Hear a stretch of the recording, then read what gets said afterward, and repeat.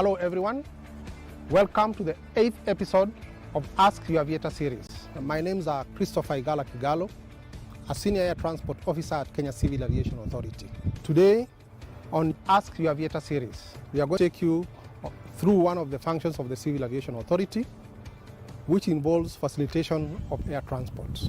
In facilitation of air transport as provided internationally by International Civil Aviation Organization and Kcaa as the oversight body in Kenya, we have to ensure that passengers and shippers are properly facilitated at the airport.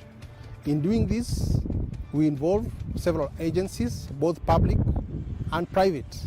An example of agencies in the private sector includes the airlines, ground handling agencies, catering services, taxi services, and financial institutions. Public bodies involve Kenya Revenue Authority, Customs Department, Immigration Department. We have the Plant Health Inspectorate Department, Directorate of Livestock, the Nuclear Authority, the Kenya Bureau of Standards, among others. So all these agencies have to coordinate in order to facilitate a passenger. So join me today as we go through the Jomo Kenyatta International Airport to show you how an international passenger is facilitated on departure and the seamless coordination between all the agencies. Thank you, and let's start our journey.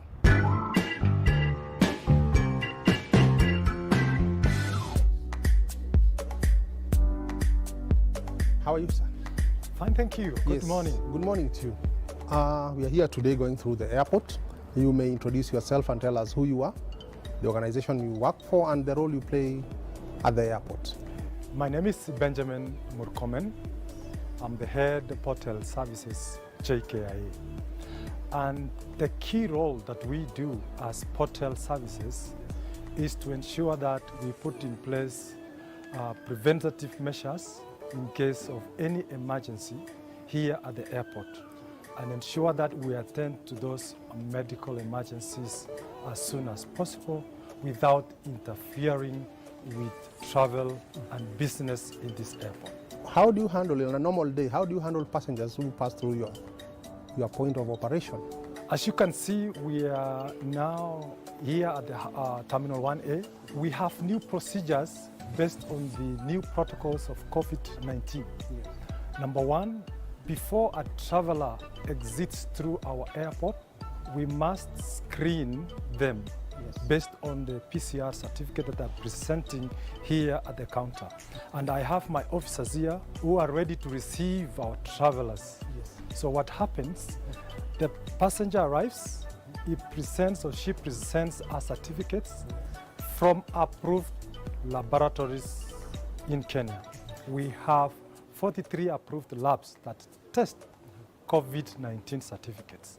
So once they present themselves here, we verify the certificates that they present. We have a trusted traveler's code that they must look at those certificates. We have a digital system that is linked to the laboratory. So once a traveler comes, they present a TT code in soft copy or in hard copy. And then we check very fast based on the Banner Bio system that we have, whether it is a genuine one or not. Once they enter into the tablet, it will produce the certificate and we'll compare with your passport and the document that was presented from the lab. When it matches, we'll release you, you continue with your journey. There's a much difference between the operations now and before COVID-19. Can you simply explain to us the differences that you have now and how you are doing things before COVID came around? Absolutely. We have new procedures now because of COVID-19. There is the new norm currently, and the new norm is we must sanitize our hands, social distance the way we are now. I hope this is more than 1.5 meters. Yes. And ensure that you are tested before you travel, because we want to ensure that the risk of COVID-19 is reduced as you travel.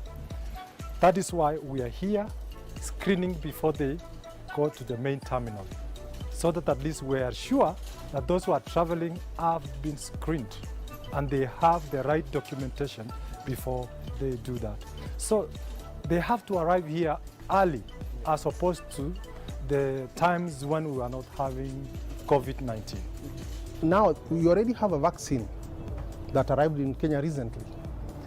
After Kenyans have been vaccinated and the whole world vaccination has taken place, how different will it be to travel between now and after we've gotten the vaccine?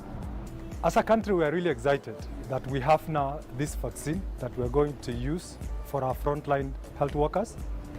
The vaccine is part of preventative measures.